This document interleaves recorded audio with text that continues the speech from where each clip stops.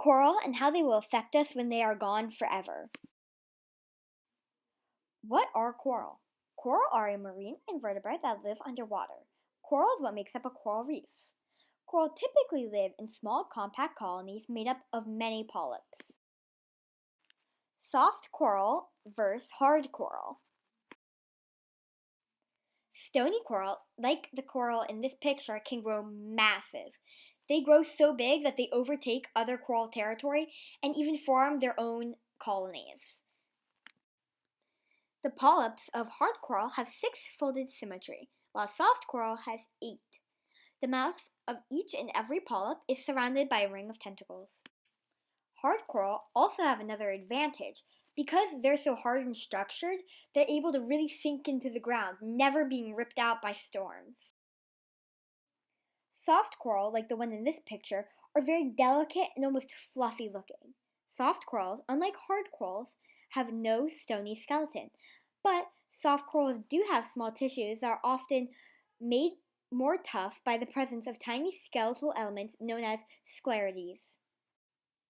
Both corals have tentacles that are retracted by sunlight and spread out at night to feed on plankton and other small organisms living near and around the coral.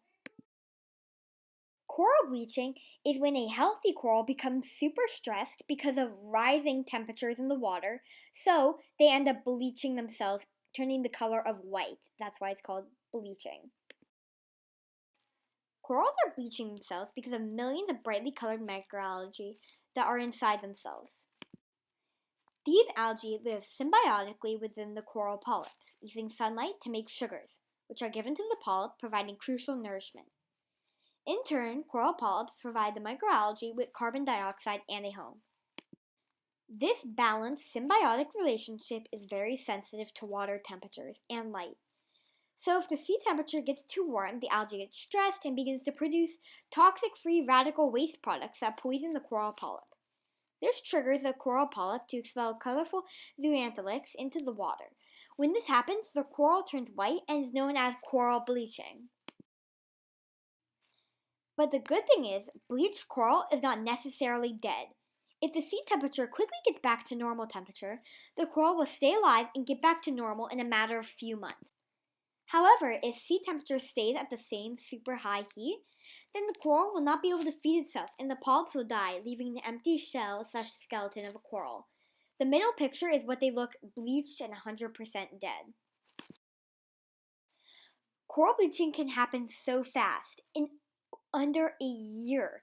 It can kill a whole entire ecosystem and wipe out dozens and dozens of fish.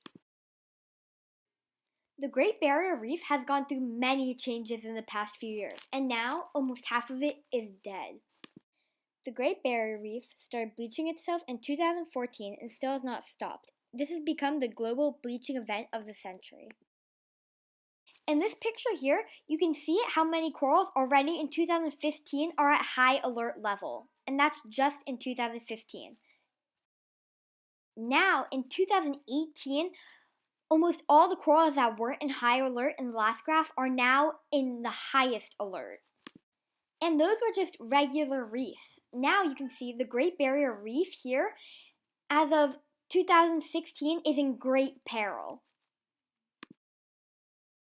What you can do to help save corals.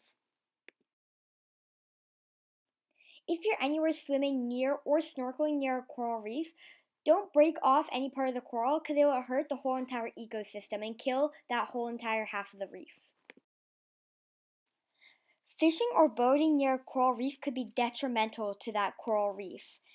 If any part of it gets broken or if an anchor gashes through the whole thing, that's a whole chunk of ecosystem gone, and it can't be replaced. When you're on the beach or anywhere near any bodies of water, pick up the litter because it makes the water cleaner and it helps ecosystems in the water thrive. When you're snorkeling or scuba diving near coral reefs, make sure that your flippers don't hit any part or you don't move any animals that are already there. They're all there for a reason. Another thing that people can do to help save corals is eat sustainable seafood. Some fish are needed in coral reefs, and we don't need to eat them, so just don't eat them.